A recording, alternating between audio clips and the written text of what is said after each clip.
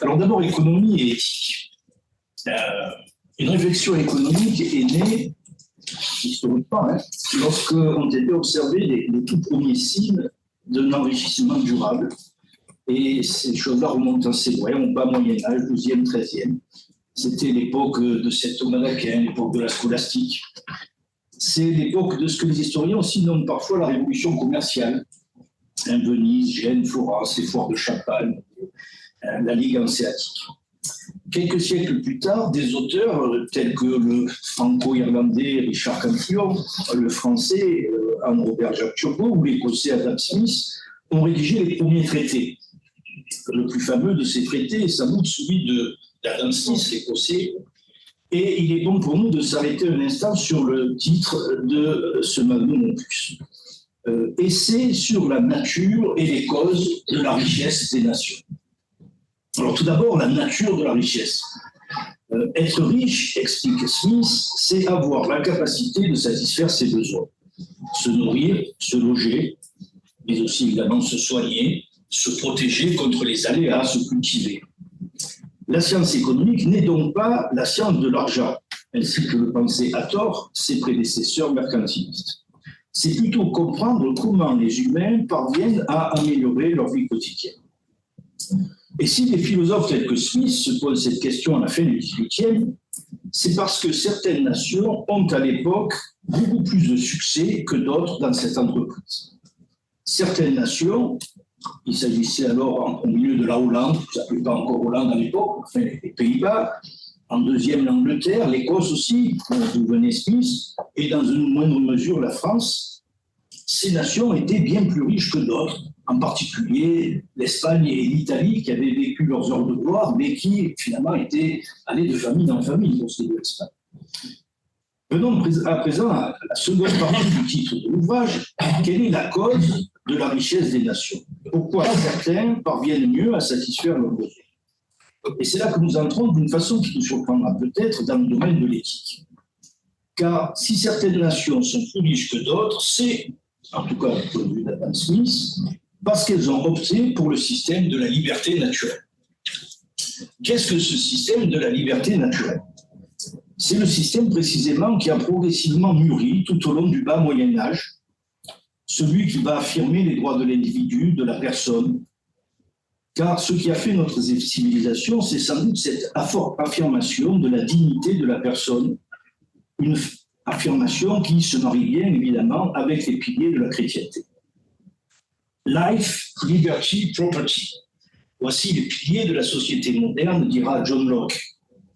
Chaque personne, et pas seulement ceux qui appartiennent à telle ou telle classe de la société, les aristocrates, les nobles, les gens d'épée, chaque personne a le droit sur sa vie et est libre de la conduire comme elle l'entend, dans le respect de la propriété d'autrui.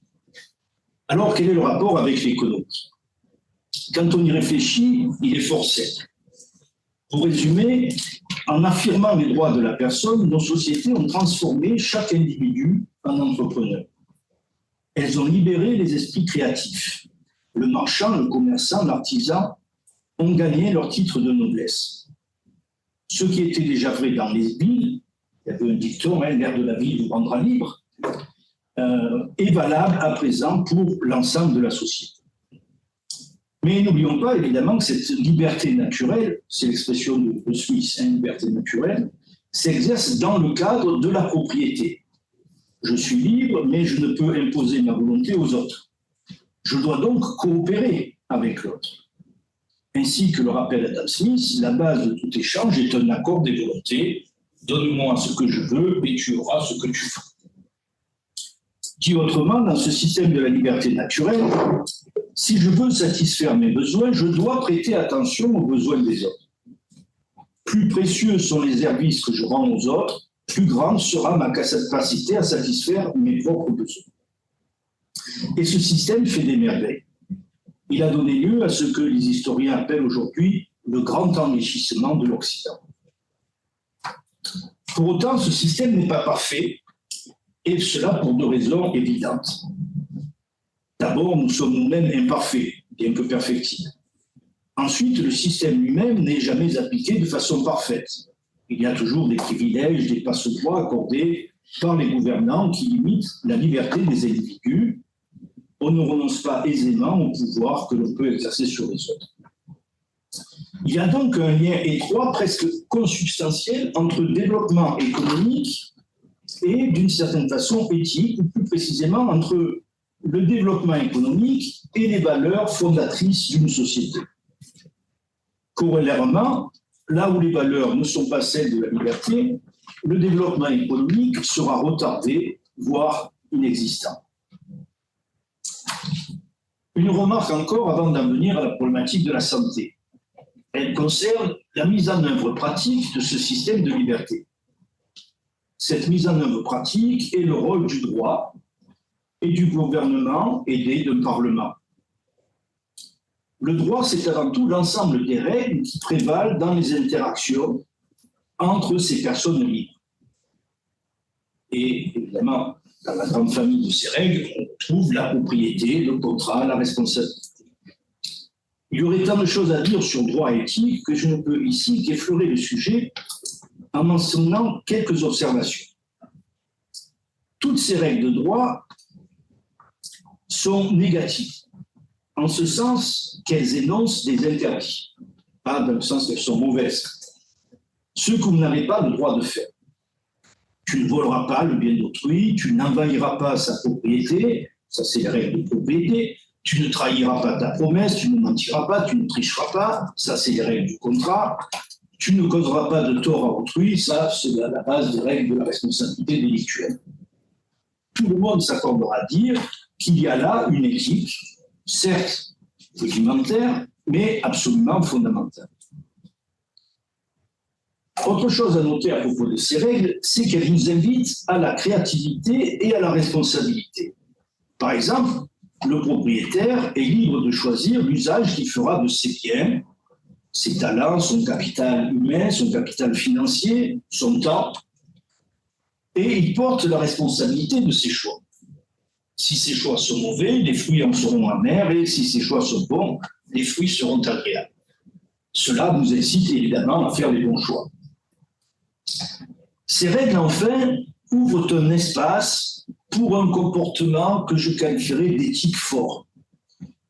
Ainsi que l'ont fait remarquer les pères de l'Église, on ne peut pas être généreux si on n'est pas propriétaire. De même, dans tout échange, dans toute coopération et dans tout contrat, se posera la question du partage des gains à l'échange. Et les parties, à cet échange, ont la possibilité, la liberté, d'être plus ou moins généreuses dans ce partage. Songez par exemple à un médecin ou un avocat ou un mécanicien qui reste libre de fixer ou qui resterait libre de fixer le montant à payer pour ses prestations. Il pourrait demander un montant plus faible à celui ou celle dont il connaît les difficultés financières. Ces piliers juridiques et éthiques de nos sociétés modernes, auxquels nous devons un développement économique sans précédent dans l'histoire de l'humanité, songez par exemple à l'accroissement de l'espérance de vie, à la naissance, ces piliers juridiques sont malheureusement menacés et affaiblis par de nombreuses attaques. Ces attaques ne sont pas nécessairement frontales et naissent le plus souvent d'un désir d'améliorer les situations. Ce qui est louable tant il est vrai que, ainsi que je le rappelais il y a un instant, aucun système n'est parfait. Il n'en demeure pas moins qu'en affaiblissant les piliers, on s'éloigne le plus souvent de la solution qui aurait permis l'amélioration. C'est, il me semble, ce qui caractérise trop souvent notre système de santé actuel. Et j'en viens donc à mon deuxième point, l'économie de notre système de santé actuel. La santé est sans doute l'un des besoins les plus vitaux de l'être humain. Et après tout ce que je vous ai conté sur la façon dont un système de liberté bien conçu permet de satisfaire les besoins, vous comprendrez le désarroi et la tristesse de l'économiste lorsqu'il contemple notre système de santé actuel. À maints égards, ce système tourne le dos à la liberté. Sans dresser une liste exhaustive de ces entraves, j'en serais bien incapable, d'autant que je suis bien loin d'être expert en la matière. Je ne suis pas économiste de la santé, même si en préparant ces quelques mots, je vois tout l'intérêt qu'il y a à se spécialiser dans l'économie de la santé. Donc, sans dresser une liste exhaustive, on ne peut constater, en tout cas, je constate de l'extérieur, les faits suivants. D'abord, les prix ont été très largement bannis du système et remplacés par des tarifs réglementés. Pour les consultations, pour les interventions, pour le nombre de médicaments, pour les séjours hospitaliers, pour les déplacements vers l'hôpital, etc. Deuxième point, les quantités de services, si je puis dire, ainsi que la qualité font aussi l'objet de nombreuses réglementations. Je pense par exemple au fameux numerus clausus sur certaines professions de santé. Troisième exemple, le système assurantiel. Qu'il s'agisse de l'assurance des malades ou des praticiens, ce système assurantiel n'est plus un secteur ouvert et libre. Cela explique d'ailleurs en partie que l'on n'accepte plus la liberté des prix et que l'on restreigne la liberté de pratique. Enfin, les infrastructures, je pense ici par exemple aux hôpitaux et aux cliniques, sont bien souvent, mais pas toujours, je suis à Saint-Joseph, administrées par l'État et donc une bureaucratie sans objectif de rentabilité. Pourquoi et comment en sommes-nous arrivés à cette situation? Les réponses sont nombreuses et complémentaires, et je me limiterai ici à celles ayant trait à l'économie et l'éthique. Tout d'abord, il y a la crainte que si on laisse le domaine de la santé aux forces du marché, pour reprendre une expression sur laquelle il ne faut pas dire, il n'y aura plus d'éthique dans les soins de santé. Des inégalités insupportables verront le jour, des malades seront délaissés ou n'auront pas accès au traitement. C'est, à en croire certains, et je sais que fois j'ai entendu ça, ce qui se passerait aux États-Unis. Ensuite, il y a le fait que nous avons clamé haut et fort un droit à la santé. Il s'agit donc d'un droit à créance et par définition, c'est à l'État de garantir ce droit. Je suis convaincu que de telles réflexions sont infondées et que c'est précisément parce que la santé est vitale que nous avons besoin des forces du marché. Pour paraphraser un économiste célèbre, la santé est trop importante pour que nous la confions à nos gouvernements. J'énoncerai ici brièvement 6 raisons pour lesquelles il est grand temps de repenser les fondements de notre système de santé. Et cela terminera mon exposé. Rassurez. Premièrement, il y a les raisons que j'ai évoquées dans la première partie de cet exposé. Le système de la liberté naturelle a des fondements éthiques solides et sa mise en œuvre ouvre un espace, de fait, crée la possibilité d'un comportement éthique. Qui plus est, ce système a donné des résultats remarquables. L'accroissement de la durée de vie, la baisse de la mortalité infantile en sont des exemples. Et cet accroissement de la durée de vie n'ont pas connu leurs avancées les plus remarquables avec la mise en place de notre Sécu, mais bien avant. Deuxièmement, et un peu dans le prolongement du premier point, il faut, lorsque l'on discute des systèmes de santé, comme lorsque l'on discute de tout choix institutionnel, savoir comparer des systèmes réels et non comparer un système réel avec un système imaginaire. Je m'explique. Il n'y a aucun doute qu'un système de santé qui fait la part belle à la liberté ne sera pas parfait. Sans doute, les riches seront-ils, dans une certaine mesure, mieux soignés que les moins riches. Sans doute, le monde n'aura pas accès, tout le monde n'aura pas accès en toutes circonstances au même traitement. Mais qu'en est-il dans le système actuel? Tout le monde a-t-il accès au même bilan de santé? Les hôpitaux sont-ils partout de la même qualité? Les médecins sont-ils tous de la même qualité? Est-il aisé de trouver un médecin? Tout le monde a-t-il accès au même traitement? La véritable question, vous le voyez, n'est pas de savoir si un système est parfait ou peut connaître des dérives. Nous savons que la réponse est positive pour tous les systèmes. La vraie question est celle de savoir si, dans une perspective dynamique, un système, quoi qu'imparfait, est meilleur que l'autre. Ne commettons pas la même erreur que celle de ce centurion romain qui, devant choisir laquelle de 2 cantatrices embauchées, décida d'embaucher la seconde après avoir entendu seulement les performances de la première. C'est un peu ce que nous avons fait avec notre système de santé. et la seconde cantatrice peut s'avérer pire encore que la première. Ce qui nous conduit à mon troisième point. Le fonctionnement de notre système de santé actuel. Le raisonnement économique nous permet d'analyser tous les systèmes, et pas seulement le système marchand. Or, les limites d'un système administré sont bien connues. Gérer un tel système est extrêmement difficile, car tous les acteurs du système manquent d'informations essentielles pour prendre les bonnes décisions. Le patient ne peut pas gérer sa demande puisqu'il n'a aucune idée de l'offre et surtout du coût des prestations. Demandez à vos proches combien ils paient chaque mois pour leur assurance maladie. En général, les gens l'ignorent totalement. C'est caché quelque part dans la feuille de paie, mais c'est pas des choses qui figurent sur le compte bancaire. Pire encore, le patient a le sentiment qu'il a déjà payé. Il est incité du coup à accroître sa demande. Il y a donc une forme de déresponsabilisation du côté de la demande. Du côté de l'offre, il y a différents types d'acteurs. Il y a les praticiens ou les producteurs, je pense par exemple à l'industrie pharmaceutique, et il y a ce que j'appellerais la bureaucratie, parce qu'en sciences économiques, c'est ainsi qu'on les appelle, les fonctionnaires, si vous préférez, qui, en substitut des échanges marchands, s'interposent entre d'une part les praticiens et producteurs et d'autre part les patients. Le bureaucrate est tenu in fine par une logique budgétaire. Un budget lui est alloué par les décideurs publics et il doit tenter de faire de son mieux avec ce budget. Il doit ainsi gérer un système d'une grande complexité avec des informations très pauvres, malgré les tonnes de tableaux Excel qui peuvent vous demander de remplir.